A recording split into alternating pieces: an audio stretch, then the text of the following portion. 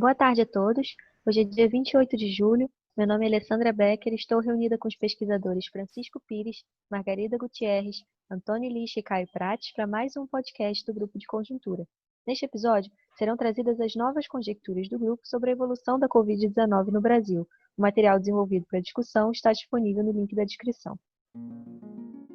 Bom, eu vou começar aqui retomando uma análise que eu fiz há 15 dias atrás sobre a evolução da Covid no Brasil por grupos de estados. Então, eu vou aqui compartilhar uma apresentação para quem tiver a oportunidade de assistir o vídeo. E, para quem não tiver, de qualquer maneira, a apresentação vai estar disponível junto com o link do episódio. O que eu vou fazer aqui, basicamente, é o seguinte. Primeiro, agrupar os estados do Brasil por critérios vão me permitir definir em que fase da epidemia eles se encontram.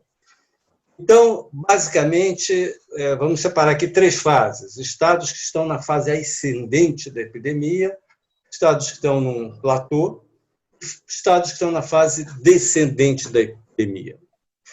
Toda essa análise que eu vou desenvolver aqui, como eu já fiz 15 dias atrás, é baseada em apenas uma variável, importante isso, que é o número de novos óbitos diários, sempre medido em médias móveis de 7 dias, para evitar aquela variação ao longo da semana. Então, eu vou classificar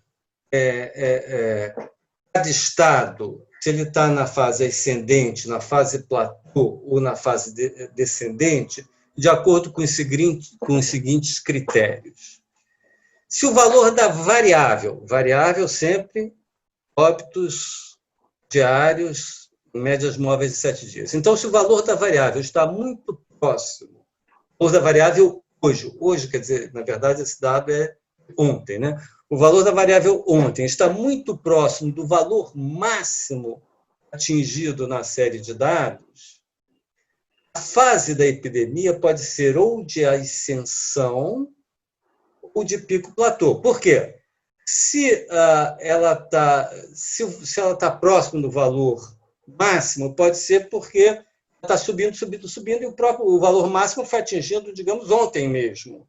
Então, o valor de ontem está próximo do valor de ontem. Foi atingido anteontem, o valor de ontem está próximo de anteontem. Então, ela está na fase de ascensão. Ou então, se ela chegou num platô, o valor máximo foi atingido, digamos, há um mês atrás, e hoje ele está muito próximo do de um mês atrás. Então, se ele está próximo do máximo da série, ele está no pico ou no platô. Aí eu tenho que distinguir se está num caso ou no outro.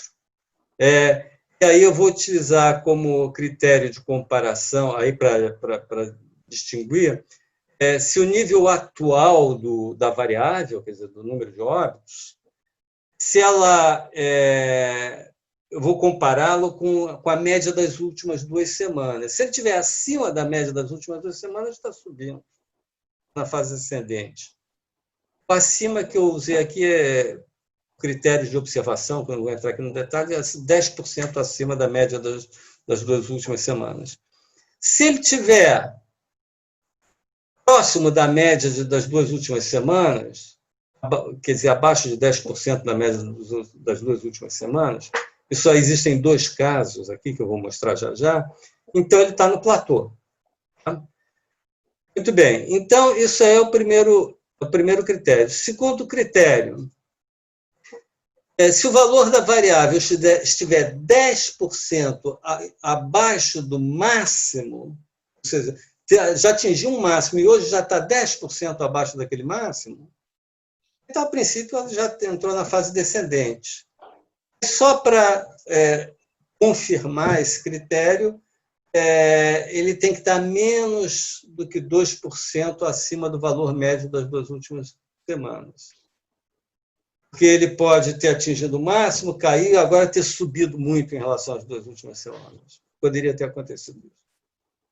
Então, foi um pico falso. Né? Então, eu usei esses critérios, e com esses critérios, aí quando você olha as curvas, usando esses critérios, você vê direitinho quem está nesses critérios, na fase descendente, foi lá no pico, já desceu, está descendo a montanha. Quem está na fase ascendente está só subindo. Quem tá... é muito claro. Vou mostrar aqui esse critério do platô, só para os 2 que estão no platô. É São Paulo, aqui, está há muito tempo no platô. E o caso de Sergipe, que ele teve uma falsa queda, depois subiu e hoje está no mesmo nível que estava há algum tempo atrás. Existem esses casos também, mas o único, desta vez, nessa última observação que eu fiz, só Sergipe estava nessa situação. Muito bem. Eu peguei, então, o caso primeiro aqui, o caso dos países. Desculpa, vou voltar aqui. O caso dos estados, desculpe, que estão na fase descendente da epidemia.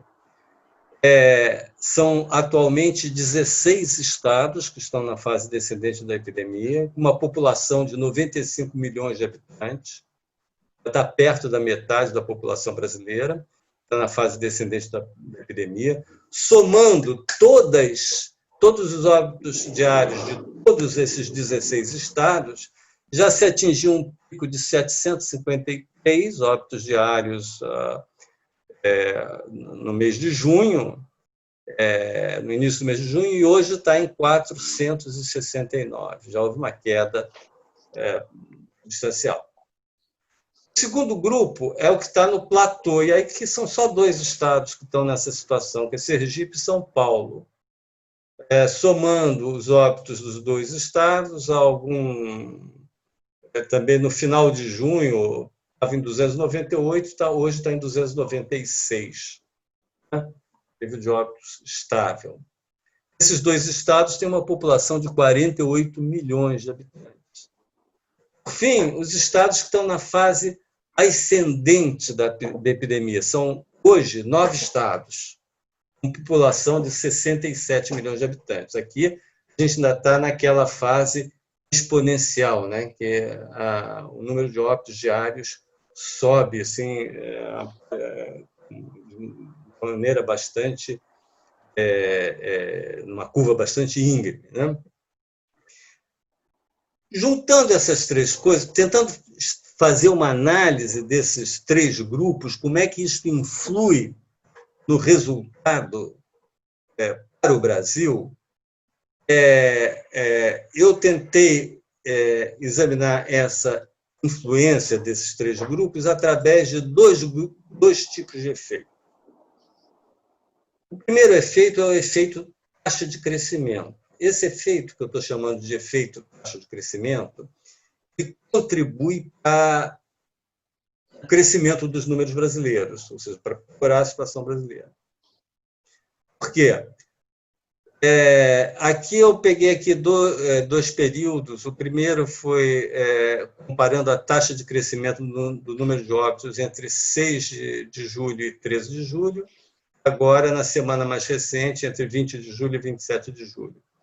O que a gente vê nessa semana mais recente é que os estados que estão na fase descendente da curva de epidemia, o número de óbitos diários está caindo a um ritmo de 7,2%. Mas os que estão na fase ascendente, o número de óbitos diários está crescendo a um ritmo de 24%. Então, embora eles sejam minoritários em termos de população, não sei se vocês estão lembrando dos dados que eu dei agora há pouco, mas a taxa de crescimento ainda é muito forte nesses estados, do número de óbitos. Aqui, embora até, se a gente for comparar com 15 dias atrás, a taxa de declínio nos países, nos estados, desculpa, onde a epidemia está descendente, está aumentando. Já foi 4,4 15 dias atrás, agora é 7,3. Nos que estão na fase ascendente está mais de 23, 24, quase que estável. Então, esse é o efeito taxa de crescimento. Como aqueles que estão na fase ascendente estão tendo um crescimento mais forte dos óbitos do que o declínio dos óbitos nos que estão na faixa na fase descendente, isso aí joga a favor do aumento do número de óbitos no país. Mas tem um outro efeito que joga a favor. O efeito que joga a favor é o efeito que eu chamo de efeito composição. Como é que os estados, você decompõe os vários estados brasileiros nesses grupos descendente, platô e ascendente? Há 15 dias atrás, nós tínhamos 10 estados na fase descendente, 2 no platô e 15 na fase ascendente. Hoje, 15 dias depois, nós temos 16 estados na fase ascendente, 2 na fase platô e 9 na fase ascendente. Ou seja, uma parcela crescente dos estados já entrou na fase ascendente, hoje já é a maioria. Há 15 dias atrás, eles eram minoria. Então, esse fator joga a favor do declínio, né, declínio da epidemia no país, esse efeito composição. Então, tudo um pouco depende de como é que vai se comportar isso, mais estados passando da fase ascendente para descendente, de um lado, e de outro lado, como é que vai ficar esse jogo aqui entre as taxas de crescimento da epidemia nos estados que estão na fase ascendente e a taxa de decrescimento da epidemia nos estados que estão na fase descendente. Só para terminar, para dar aqui uma ideia, os estados que mudaram de fase da pandemia de 15 dias atrás, quando eu fiz essa análise antes, para agora, passaram da fase ascendente, né, da epidemia de piora, para a fase descendente, os seguintes estados: Bahia, Mato Grosso, Paraíba, Pernambuco e Piauí. Passaram do platô para a fase descendente, Maranhão. Do platô para a fase ascendente, Sergipe. Agora, nenhum estado mudou da fase descendente para a fase ascendente. Nenhum. Ou seja, isso mostra um pouco que não está havendo uma segunda onda nesses estados. Quem entrou na fase descendente continua nela. Não houve uma segunda onda. A dúvida que pode surgir aí sobre isso que eu estou falando aqui tem a ver com a questão do número de casos constatados, que é algo que eu não vou comentar, o Caio vai comentar agora em seguida. Eu paro por aqui. Caio. Bom, então eu vou tentar olhar por essa outra ótica do número de casos, né, que foi a grande preocupação da última semana, foi uma reversão súbita da trajetória do número de novos casos, sempre como o Francisco faz, como se tornou usual, em médias móveis 7 dias, os novos casos diários, e eles vinham da seguinte maneira: eles tinham subido fortemente no final de junho, passando num patamar que eles estavam durante um bom tempo de 25 mil novos casos por dia para 37 mil, ficaram nesse patamar de 37 mil durante 2 semanas, e depois caíram, o número de novos casos diários caiu para uma faixa um pouco acima de 33 mil.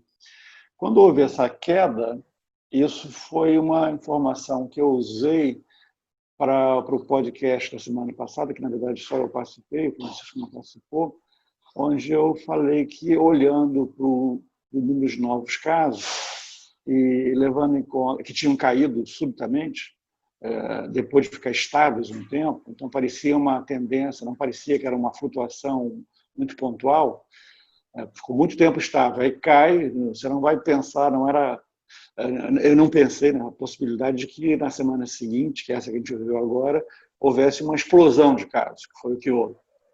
Então, o que eu trabalhei na semana passada era a ideia de que aquilo era uma razão para um otimismo cauteloso, o número de casos ter caído, porque o número de casos é um indicador antecedente do número de mortes. A gente trabalha, em geral, com 2 semanas à frente com o número de mortes, quando combinado com uma outra variável crucial para o número de mortes, que é a taxa de letalidade. Você pode estar sempre tendo o número de casos subindo e taxa de letalidade compensando isso caindo, medida pelo número de novas mortes, novos casos 2 semanas antes. Então, essa era a questão. Houve uma reversão que eu não imaginava. O número de novos casos que estava uma semana atrás na faixa, tinha caído para pouco mais de 33 mil por dia, novos casos, subiu para mais de 46 mil em uma semana. E esse aumento ocorreu até nesses estados que o Francisco colocou, que tem se comportado consistentemente de maneira descendente. Em todos eles tem uma subidinha expressiva do número de casos, por enquanto não afetando a trajetória de óbitos, que é o que o Francisco colocou, mas é um sinal amarelo, de algum modo. Houve essa subidinha do número de casos que foi generalizada, não foi apenas nos estados que estão tendo pior desempenho, que estão puxando o número de mortes para cima, tal, etc. Por enquanto, não se tem claro como que esse número de casos subiu muito, vai afetar o número de mortes. Por enquanto, vale isso que o Francisco colocou, e que a gente tem defendido, outros analistas também, de que não é correto chamar isso que está acontecendo no Brasil e nem nos Estados Unidos, para pensar um país que está vivendo uma situação de algum modo comparável com a nossa, um forte aumento súbito do número de casos e tudo mais. É interessante acompanhar os Estados Unidos desse ponto de vista. Então, o ponto é que a ideia de segunda onda é equivocada no sentido de que, na verdade, aqueles países, ou no caso Brasil e Estados Unidos, estados que foram mais afetados pela infecção, pelo vírus, e entraram numa trajetória de queda, essa queda continuou e continua, e, portanto, não é isso que está gerando o problema de aumento de mortes, ou estabilidade de mortes, ou aumento de... seria mais um fator. Isso estaria sendo puxado essencialmente pelos estados que foram pouco atingidos pela infecção na sua fase inicial, os que foram poupados da pandemia em grande medida nos seus primeiros meses. Esses é que estão puxando, e fica bem claro quando a gente olha a agregação que o Francisco fez sobre o que está puxando para cima o número de mortes, qual é o fator de expansão versus de contração, que são os que estão em queda, em trajetória clara de descendente. Então, toda a questão que surge, claro, é o seguinte: que significado, se é que vai ter algum significado relevante, desse súbito aumento do número de casos, e é um aumento muito forte, de pouco mais de 33 mil para acima de 46, é um aumento considerável em uma semana. Que impacto isso teria, se terá isso na nossa métrica, pela maneira como nós trabalhamos dados, ocorreria mais ou menos daqui a umas 2 semanas. Então, toda a questão é ver se a taxa de letalidade vai compensar caindo, de forma que isso não se traduza em mais mortes daqui a 2 semanas. Essa é a grande dúvida ao sinal amarelo, e esse sinal amarelo é reforçado por uma outra preocupação, que é o seguinte: a taxa de letalidade, dessa maneira que a gente está olhando, para relacionar mortes com casos, que é o número de novas mortes com novos casos, mas casos ocorridos 2 semanas antes, ela tem uma trajetória de queda ao longo do tempo, mas ela está há 2 semanas rigorosamente estável, em torno de 2,8, entre 2,8 e 2,9 há 2 semanas, nessa relação, número de novas mortes e novos casos. Então, ela vai precisar cair nas próximas 2 semanas para que esse aumento recente não se reflita em mortes lá na frente. É perfeitamente possível que a trajetória de queda seja retomada. Na verdade, essa trajetória de queda dessa variável, da taxa de letalidade, ela não se comporta de modo linear, ela cai, aí passa períodos que ela estabiliza, depois retoma a queda. O que não houve até agora é uma reversão, de repente uma piora da taxa de letalidade. A gente não tem experiência na nossa pandemia dessa reversão. Mas tudo isso sinaliza um sinal amarelo. Um dado um pouco mais favorável, aí olhando por outro lado, é o seguinte, é que uma outra maneira de olhar a evolução da pandemia é como eu tenho também explorado mais, pela evolução do total de mortes, o total acumulado, desde o início da primeira amostra da pandemia até agora. Como é que é a taxa de crescimento desse total? Por quê? Porque ela te dá uma ideia melhor de tendência, porque quando essa taxa for para zero, é porque não tem mais ela para de crescer o número total de mortes acumulados, e aí se chega ao limite, né, ao fim, entre aspas, da epidemia. O que está acontecendo é que essa variável continua tendo um comportamento discretamente favorável a despeito desses outros indicadores, em particular o número de casos ter sido muito ruim na última semana. Mesmo nessa última semana, essa taxa de crescimento do total de mortes acumulado desde o início continua em leve queda. Ela tem tido uma queda suave, mas sempre queda.